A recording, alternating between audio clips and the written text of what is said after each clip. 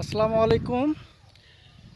আমি এই মুহূর্তে সোমপুর মহাবিহারে আছি, যেটা পাহাড়পুর বৌদ্ধবিহার নামে পরিচিত। আপনারা জানেন, পাল বংশের দ্বিতীয় রাজা ধর্মপাল 777 থেকে 810 খ্রিস্টাব্দের মধ্যে এই বিহারটি স্থাপন করেন।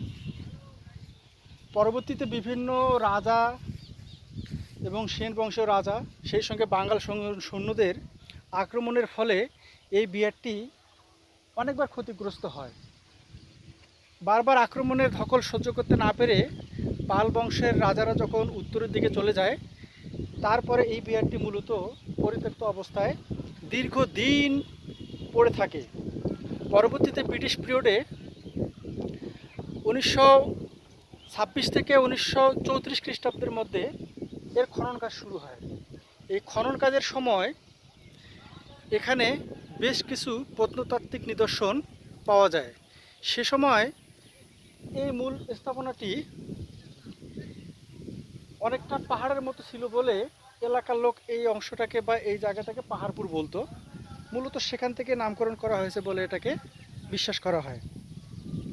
তো আসলে বিহার বা মহাবিহার হচ্ছে বিশ্ববিদ্যালয় সমমর্যাদাপূর্ণ সেই সময়কার শিক্ষাকেন্দ্র, যেখানে শিক্ষার্থীরা শিক্ষা অর্জন করত। শিক্ষার্থীদেরকে বলা হতো ভিক্ষু, আর শিক্ষকরা বিভিন্ন পদমর্যাদার থাকতেন। তাদের মধ্যে আর্য, আচার্য, বিভিন্ন ধরনের পদবি ছিল। তো সেই সময়কার যে আসলে শিক্ষা কেন্দ্রিক স্থাপনা, এটি নাকি হিমালয়ের দক্ষিণে সবচেয়ে বড় স্থাপনা, যা দেখার জন্য প্রতিদিন শত শত পর্যটক আসেন, এখানে ঘুরে বেড়ান, দেখেন, জ্ঞানের সন্ধান করেন। তো পাহাড়পুর বৌদ্ধবিহারটি আসলে অত্যন্ত মনোরম এবং শান্ত একটা জায়গা। আমি মূলত যে গেটটায় দাঁড়িয়ে আছি এখন, এটা হচ্ছে পশ্চিমের গেট। এরকম এখানে সারি সারি, এখানে দেখেন সারি সারি এই যে কক্ষগুলো ছিল, চতুর্দিকে প্রায় 177টি ভিক্ষু কক্ষ আছে, মানে যেখানে ছাত্ররা অবস্থান করতেন। এখন এই কক্ষতে কতজন করে ভিক্ষু থাকতেন সেটা স্পষ্ট বলা নাই, তবে এটা হচ্ছে মূল মন্দির প্রাঙ্গণ। এটা হচ্ছে মূল মন্দির প্রাঙ্গণ। এখানে সব সময় হয়তো পূজা আর্চ বা অন্যান্য কাজ হতো। সেই সঙ্গে এর যে আসলে প্রত্নতাত্ত্বিক মূল্য বাংলাদেশের প্রেক্ষাপটে, এটা হচ্ছে অমূল্য একটা প্রত্নতাত্ত্বিক নিদর্শন আমাদের বাংলাদেশের জন্য। তাই আমাদের সকলের উচিত এই প্রত্নতাত্ত্বিক নিদর্শনটি পৃথিবীর সবার কাছে তুলে ধরার চেষ্টা করা। তাই যারা ব্লগ বানান, বিশেষ করে ইংরেজিতে বা অন্য ভাষায় ব্লগ তৈরি করেন, তাদের প্রতি আমার একটা অনুরোধ থাকবে, ওনারা যেন বিশ্বের বিভিন্ন ভাষায় ব্লগ তৈরি করে সেগুলো যোগাযোগ মাধ্যমে আপলোড করে, তাহলে এর পরিচিতিটা, এই বিহারের যে বিষয়টা, সেটা বিশ্বের নানা প্রান্তের লোক জানতে পারবে।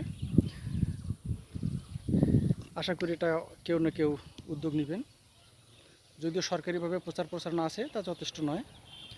যাই হোক, এই বিহার চতুর্দিকে প্রায় বলা যায় যে উত্তর দক্ষিণে এর নাকি হচ্ছে 922 ফিটের মতো, আর পূর্ব পশ্চিমে মানে প্রত্যেকটা ইয়ায় বাহুর দৈর্ঘ্য মানে হচ্ছে 918 মিটার, খুব কাছাকাছি। এরপর অত্যন্ত জ্যামিতিক একটা নিদর্শন, জ্যামিতিক স্থাপনা আর কি, খুবই জ্যামিতিক। তাজমহলে গেলে যেমন আমরা তার জ্যামিতিক স্থাপনার অনন্য সৌন্দর্য উপলব্ধি করি, যেদিক থেকে তাকাই, যেভাবেই তাকাই তার সৌন্দর্যগুলো ধরা পড়ে, ঠিক অনুরূপভাবে এখানেও আসলে পরে দেখা যাবে যে আসলে পুরা বিহারটি এত জ্যামিতিকভাবে, মানে জ্যামিতিক কায়দায়, জ্যামিতির অনুকরণে, মানে জ্যামিতির প্রয়োগে নির্মাণ করা হয়েছে, যে আসলে এসে যখন আপনারা বিভিন্ন অ্যাঙ্গেল থেকে এই বিহারটি দেখবেন তখন ভালো লাগবে।